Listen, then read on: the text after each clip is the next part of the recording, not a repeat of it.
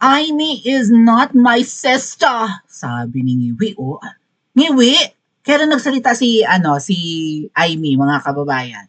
Di ba ano yon? Adis 7. Kasi tatlong, di ba tatlong ano yun eh, tatlong araw sa supposedly yung rally ng iglesia, di ba? 16, 17, and 18. So naka-short and dahil nga nagsalita si Mangganong 17. Anong petsa ng mga ating 25 na sa Pilipinas? So, 1 week bago nag-reply si Ngiwi? What does it mean? Pinababa muna yung tama, sabi nga ni pinahupa muna yung tama, natulog muna ng bonggang-bongga. Ganun ba yon? Saka na lang nagsalita, that woman is not my sister. Maldito, tipatiko. Anyway, kaya nating pakinggan yung kanyang sasabihin. Makinig nga tayo, no? Alam niyo mga kuya, kapag si PRRD ay nagsasalita, or may speech, or may interview, all ears tayo no? Parang gusto natin word for word per word na naiintindihan natin. 'Di ba? Kahit mura-mura, pagmumura ang lutong ng mura, nakikinig tayo, naka-tune in tayo. Kasi aside from being matalino ni PRRD and bukal sa kalooban ang sinasabi, 'di ba? Alam natin na na kahit na nagmumura, mula sa puso ang sinasabi. Tama? Marunong pang mag-insert ng joke si Tatay Digong, no? Parang yan yung traits ng mga Duterte eh. May sense of humor. Ang seryoso nga lang yata sa kanila, si Kong Pulong lang, tama? But the rest, no? Palabiro, lalo si VP Sara, yan daw ang, sabi ni VP Sara, yan daw ang kanyang ang kanyang proud na characteristic or something, na siya ay merong sense of humor. Ganyan. So, nakakawiling pakinggan si Tatay Digong. Itong Ngiwi na ito, hindi ko matagalan kahit na 2 minuto, mga ating. Hindi ko talaga carry. Hindi ko caring tagalan. Nakakaalibad talagang makinig. Kasi alam natin na ang lahat ng lalabas sa kanyang bibig ay pambubudol or dubi-dubi-dap-dap, right? Parang rapper eh. Dep-dep. Okay na, anong dep-dep? Ating, ikaw ang pinakamataas na opisyalis ng buong bansa. Araw-araw kang nasa balita, parang oras-oras pa nga. Ikaw ang pinaka-famous. Daig mo pa yung mga artista, daig mo pa si Piolo, daig mo pa si James Reid or si Daniel Padilla or si Ding Dong or whoever, mga sikat ngayong mga matinee idols. Daig mo pa yan kasi ikaw, tinitingala ka ng lahat eh. Right? Pero nakakaalibad-bad kang pakinggan. Dep-dep ang dep-dep. Anong dep-dep? Walang dep-dep. Dep-ed. Bogok, dep-ed. Totoo kaya itong sinasabi na magaling kayong mag-microdose ng polvoron? At kapag walang polvoron or humuhupa na dahil na microdosage lang yun, so kakaunti lang siguro, no? Isang scoop lang siguro ng talagang pagkaliit-liit na kutsaritita. Right? Kutsaritang bonggang-bonggang pagkaliit-liit siguro, no? Mina-microdose. Pero syempre, kaunti lang yun. Paghupa, dip-dip, dubit-dubit, dap-dup.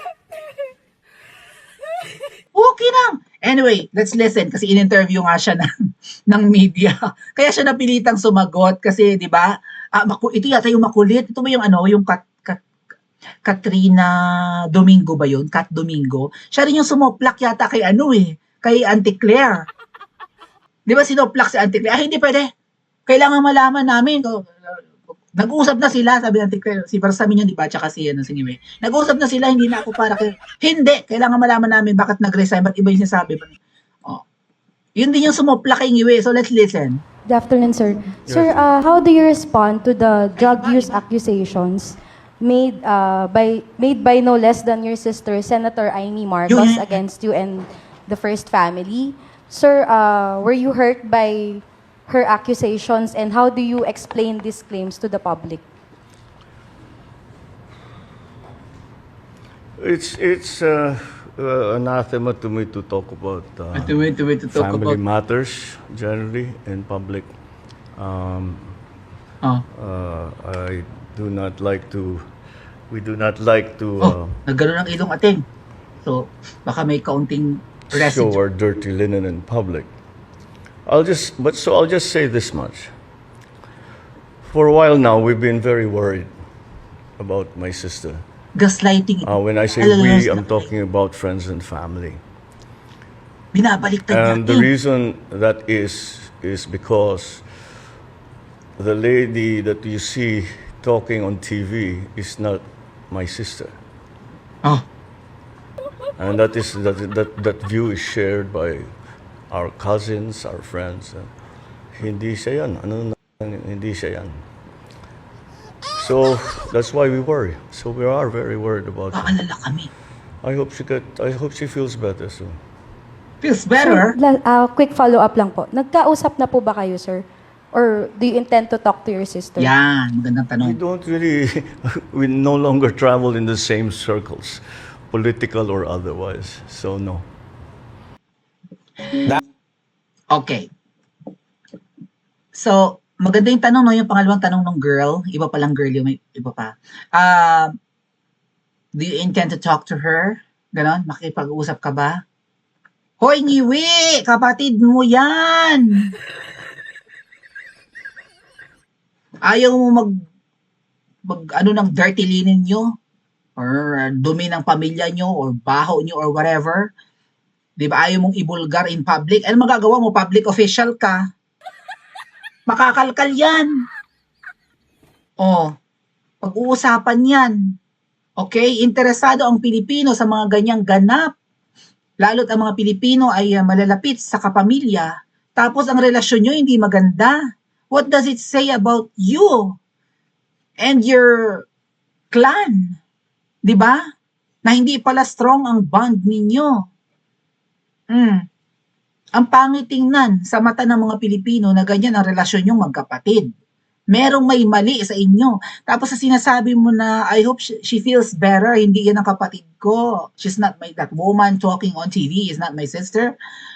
Oh, parang gusto mong palabasin na may aning si Aimee, na may ting-aling.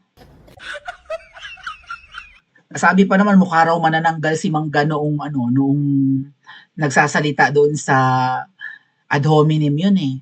Kasi may mga supporters itong singiwi na ang sabi ay mukha raw manananggal si Mangga, manananggal na baliw or something. Kasi nga umiihip yung hangin, tapos si Mangga mahilig naman talaga siya sa volumized na hairstyle, di ba mga atat kuya? Gusto niya yung gano'n, no? Yung maalsa yung buhok. O ayaw naman niya ng flat na hair or mukhang nirebond. Yun yung trademark niya, no? Volumized na may wave kuning-kuning at may pabangs pa ng keme. O, so tapos umiihip-ihip pa yung hangin, tapos nag-iyak-iyak pa ng konti siguro si Aimee, o tawag sa kanya manananggal na may aning. I hope she feels better. What do you mean by that, Ngiwi? Na may problema sa pag-iisip ang kapatid mo? So, dapat nang tanggalin sa Senado ang kapatid mo? Ganun ba yon? Kasi ba't naman ang trabahador ng gobyerno ay wala sa tamang pag-iisip? Oh, ay nanghahamon nga si Aimee eh. DNA test. O sa anak mo si Sandro, DNA test. Mamaya pag-usapan natin Sandro. Sige, magpapa-DNA test ako to prove kung kanino akong anak. Magpa-hair follicle test kayo. Or mag-GERD. Whether you like it or not. Okay, your dirty linens are out in public. Marumi.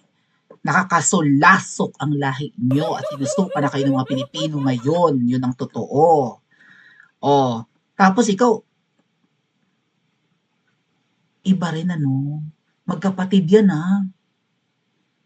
Siguro nga hindi masikmura na ni Aimee na paminsan ayaw siyang kausapin. Paminsan-minsan, magsasalita siya in public to catch their attention, lalo tong singiwi. Ayaw mo akong kausapin, pues. Matagal na akong inaawitan na magsalita. Pinoprotektahan kita. Noong Senate hearing patungkol sa nagkidnap kay Tatay Digong, yung 5 ang pinag-initan ko. Si Torre, si Marbil, sila Canilaw, yung 2 Remulla, di ba yun yung pinag-initan, si Boying at saka si si John Vic. Hindi ka pinapangalanan ng kapatid mo, biro mo umabot hanggang itong nakaraang eleksyon, oh.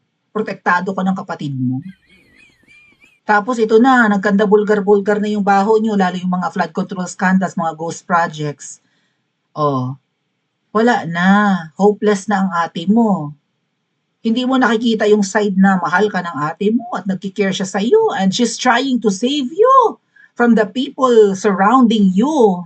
Right? And abusing your kalampahan.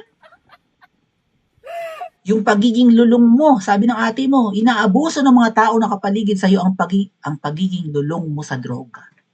Nanggagaslight ka pa eh. Parang gusto mong iparating si Amy ang may problema. Si Amy ang wala sa tamang pag-iisip. Right?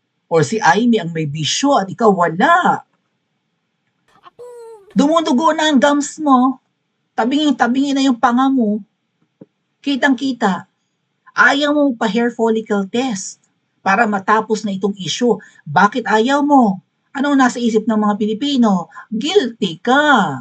Kaya takot kang mahilahan.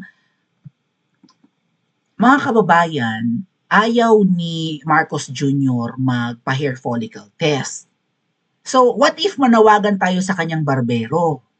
Tama ba? May sa akin, may nag-suggest eh. Kung sino man yung nagugupit ng buhok ni Marcos Jr., naman, pakiwalis at saka pakibigay sa alis. Agree ba kayo sa ganun mga? Ayaw nyo magpahila ng isang pirasong buhok for hair follicle test eh. O shoutout, baka nanonood, di ba, sa mga vloggers, yung i-suggest nyo yan sa mga ibang vloggers. Eh, hindi naman ako sikat na vlogger. Alangan namang i-assume ko na nanonood yung barbero niya, di ba? Pero kung sakasakali man, di ba? O baka merong 1 in a million chance na mapanood yung panawagan natin and I hope makapture din to ng ibang mga vloggers. Pausap na. Pakisabi naman sa barbero ni Marcos Jr. Baka pwedeng pigtalin or yung pinaggupit, yung ginupit na buhok niya, iibigay natin sa medical legal, ang tawag siya sa kanya. Kung sino man yung magte-test para malaman natin kung may residue ng kung ano man. Malay natin may residue ng rugby. Rugby? Ba't rugby? O kung ano man yung nasisinghot niya or what, di ba? Ayaw mo bigay ng buhok, kaya naman, pakipuslit naman. Eh, di ba yun mga ateng? Pa-comment nga po sa comment section at mag-like at subscribe din po kayo.